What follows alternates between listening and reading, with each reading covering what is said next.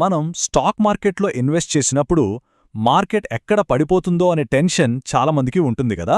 మంచి ఫండమెంటల్స్ ఉన్న స్టాక్స్ని long term కోసం పట్టుకుని కూర్చుంటే ఖచ్చితంగా ఒక ప్రశాంతత అయితే ఉంటుంది. ఎప్పటికైనా మార్కెట్ బౌన్స్ బ్యాక్ అవుతుందనే నమ్మకంతో ఉంటాం.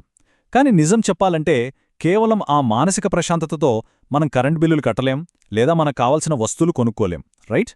మార్కెట్ ఎప్పుడూ ఒకే స్పీడ్తో పైకి వెళ్లదు. అందుకే మార్కెట్ సైడ్వేస్లో ఉన్నా లేదా కిందకు పడుతున్నా సరే మనకొక రెగ్యులర్ ఆదాయం అనేది రావడం చాలా ముఖ్యం. సో ఇవాళ మనం ఎగ్జాక్ట్గా దీని గురించే మాట్లాడుకోబోతున్నాం. మార్కెట్ తటస్థంగా ఉన్నా లేదా పతనమవుతున్న పరిస్థితుల్లో ఉన్నా మన పోర్ట్ఫోలియో నుంచి క్యాష్ ఫ్లో ఎలా తీసుకురావాలి. దీనికి ఉన్న బెస్ట్ టూల్స్లో ఒకటి కవర్డ్ కాల్ స్ట్రాటజీ. ఇది ఎలా పనిచేస్తుంది, దీన్ని వాడి ఎలా నిరంతర ఆదాయాన్ని క్రియేట్ చేయొచ్చో ఇప్పుడు డీటెయిల్డ్గా ఈ ఎక్స్ప్లెయినర్లో చూద్దాం.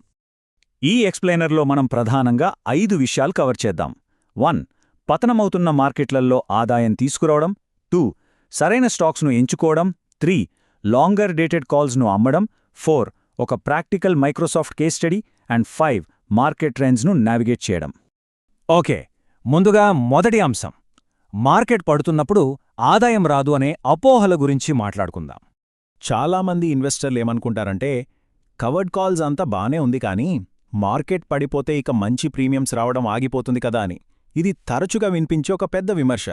స్టాక్ ప్రైస్ పడిపోతే ఇక ఈ స్ట్రాటజీ పనికిరాదని ఫిక్స్ అయిపోతారు. కానీ యాక్చువల్గా మనం ఈ స్ట్రాటజీని కరెక్ట్గా సెటప్ చేసి రైట్ స్టాక్స్ని పిక్ చేసుకుంటే ఆ ప్రాబ్లమే రాదనమాట. అందుకే మన రెండో పాయింట్కి వస్తున్నాం. ఈ స్ట్రాటజీకి అసలైన పునాది సరైన స్టాక్స్ని ఎంచుకోవడమే. ఇక్కడ మనం ఒక ఇంట్రెస్టింగ్ డిఫరెన్స్ చూడాలి. విపరీతమైన వాలటాలిటీ ఉంటూ ఎలాంటి డివిడెండ్స్ ఇవ్వని స్టాక్స్ ఒకవైపు, అలాగే రెగ్యులర్గా డివిడెండ్స్ ఇస్తూ డౌ జోన్స్ లాంటి మేజర్ ఇండెక్స్లో ఉండే స్ట్రాంగ్ స్టాక్స్ మరోవైపు. మార్కెట్లో నెగటివ్ కండిషన్స్ వచ్చినప్పుడు ఈ స్ట్రాంగ్ ఇండెక్స్ స్టాక్స్ అనేవి మిగతా వాటిలాగా అంత దారుణంగా పడిపోవు. ఇదే మనకు కావాల్సిన మెయిన్ అడ్వాంటేజ్. అంటే స్టాక్ సెలెక్షన్కి మనం ఒక 3 బేసిక్ రూల్స్ పెట్టుకోవాలి. ఫస్ట్ది, ఆ కంపెనీ మీద మనకి లాంగ్ టర్మ్ కన్విక్షన్ ఉండాలి. సెకండ్ది, అది ఖచ్చితంగా డివిడెండ్ ఇచ్చే కంపెనీ అయి ఉండాలి. అండ్ థర్డ్, ఏదైనా మేజర్ ఇండెక్స్లో అది భాగమై ఉండాలి. ఇలా డివిడెండ్స్ ఇచ్చే స్టాక్స్ని హోల్డ్ చేయడం వల్ల లాభమేంటంటే మార్కెట్ పడుతున్న టైంలో కూడా మనకు ఆ డివిడెండ్ రూపంలో ఒక ఎక్స్ట్రా ఇన్కమ్ వస్తుంది. పైగా ఇవి మరీ దారుణంగా పడిపో కాబట్టి మనం ఆప్షన్ కాల్స్ని మరీ ఎక్కువ దూరం, అంటే deep out of the money వెళ్ళి అమ్మాల్సిన అవసరం ఉండదు. సో మంచి ప్రీమియమ్స్ వస్తూనే ఉంటాయన్నమాట. రైట్, ఇప్పుడు మనం మూడో విభాగం చూద్దాం. గడువు ఎక్కువ ఉన్న కాల్స్ని సెల్ చేయడం ద్వారా మన వ్యూహాన్ని ఎలా అడ్జస్ట్ చేసుకోవాలి. సో మార్కెట్ పెరగడం ఆగిపోయినప్పుడు మనం ఇమ్మీడియట్గా చేయాల్సిన టాక్టికల్ షిఫ్ట్ ఒకటుంది.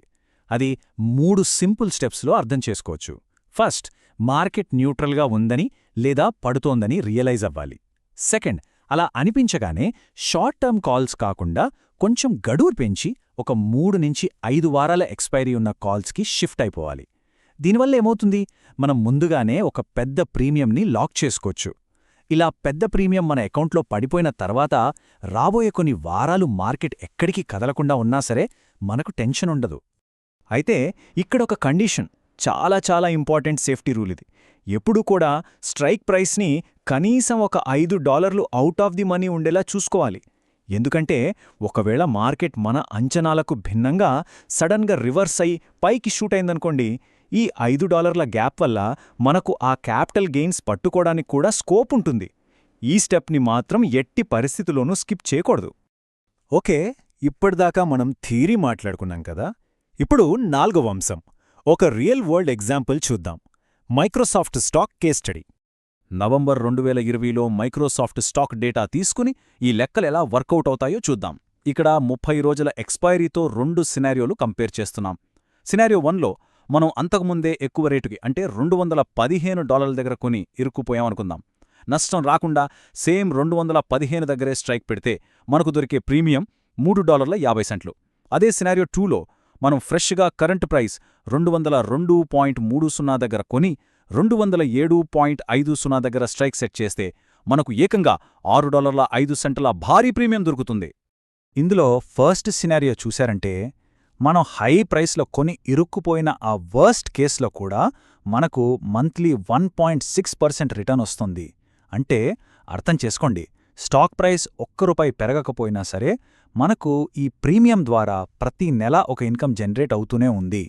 మార్కెట్ డల్గా ఉన్నప్పుడు కూడా ఈ స్ట్రాటజీ ఎంత సాలిడ్గా నిలబడుతుందో చెప్పడానికి ఇది బెస్ట్ ప్రూఫ్. ఇక సెకండ్ సినారియో అయితే ఇంకా ఇంట్రెస్టింగ్. ఇక్కడ మనకు మ్యాక్సిమం 5.5% మంత్లీ రిటర్న్ వచ్చే అవకాశం ఉంది. $6 భారీ ప్రీమియంతో పాటు ఆ స్టాక్ 207.50కి రీచ్ అయితే వచ్చే దాదాపు $500 క్యాపిటల్ గెయిన్స్ కూడా యాడ్ అవుతాయి. ఒక న్యూట్రల్ మార్కెట్లో కేవలం 30 రోజుల్లో 3 నుంచి 5.5% రిటర్న్ అంటే మాటలు కాదు కదా. రైట్. ఇక మన ఫైనల్ సెక్షన్కొచ్చేశాం. అదే మార్కెట్ ట్రెండ్స్ని నావిగేట్ చేయటం. నిజానికి రేపు మార్కెట్ ఎటు వెళ్తుందో ఎవ్వరూ 100% గ్యారంటీగా చెప్పలేరు. కానీ ఒక బేసిక్ ఐడియా కోసం మనం హిస్టారికల్ ట్రెండ్స్ని చూడొచ్చు. జనరల్గా అబ్జర్వ్ చేస్తే ఆగస్ట్, సెప్టెంబర్ నెలల్లో స్టాక్స్ పెద్దగా పెరగవు. ఇక అక్టోబర్ వస్తే చాలు మార్కెట్లో విపరీతమైన వాలటాలిటీ ఉంటుంది. ఆ తర్వాత నవంబర్, డిసెంబర్ టైంలో మళ్లీ స్టాక్స్ పుంజుకునే ఛాన్స్ ఉంటుంది. ఇలాంటి సీజనల్ ప్యాటర్న్స్ని బట్టి మనం మన ఎక్స్పైరీ డేట్స్ని, స్ట్రైక్స్ని కొంచెం స్మార్ట్గా అడ్జస్ట్ చేసుకోవచ్చన్నమాట. అలా అని పూర్తిగా ఈ సీజనాలిటీ మీదే డిపెండ్ అవ్వకూడదు సుమా. ఎందుకంటే ఎలక్షన్స్ లాంటి గ్లోబల్ ఈవెంట్స్ కానీ లేదా సడన్గా ఏవైనా లాక్డౌన్స్ వస్తే గానీ ఈ ట్రెండ్స్ అన్నీ తారుమారవుతాయి. అందుకే లాంగర్ డేటెడ్ కాల్స్ని ఒక బ్యాలెన్స్డ్ అప్రోచ్లో వాడాలి. అంటే షార్ట్ టర్మ్ కాల్స్తో పాటు వీటిని కూడా మిక్స్ చేస్తూ మార్కెట్ని బట్టి మన స్ట్రాటజీని ఫ్లెక్సిబుల్గా మార్చుకుంటూ ఉండాలి. సో ఈ ఎక్స్ప్లెయినర్ ముగిచే ముందు మిమ్మల్ని మీరు అడుక్కోవాల్సిన ఒక ముఖ్యమైన ప్రశ్న: రేపు మార్కెట్ ఏ డైరెక్షన్లో వెళ్ళినా సరే, పైకి వెళ్ళినా, కిందకు పడినా, లేక అక్కడే ఆగిపోయినా, మీ పోర్ట్ఫోలియో క్రమం తప్పకుండా ఒక యీల్డ్ని జనరేట్ చేయడానికి రెడీగా ఉందా? మార్కెట్ పడిపోతుందనే భయం